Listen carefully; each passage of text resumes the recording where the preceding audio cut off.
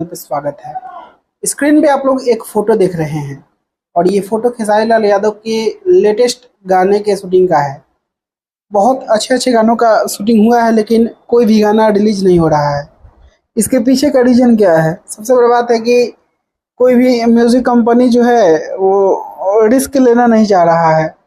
सबसे main fact जो है वही है, वो यही है कि कोई भी म्यूजिक कंपनी सब बनवा के रखा हुआ है, समय का इंतजार किया जा रहा है।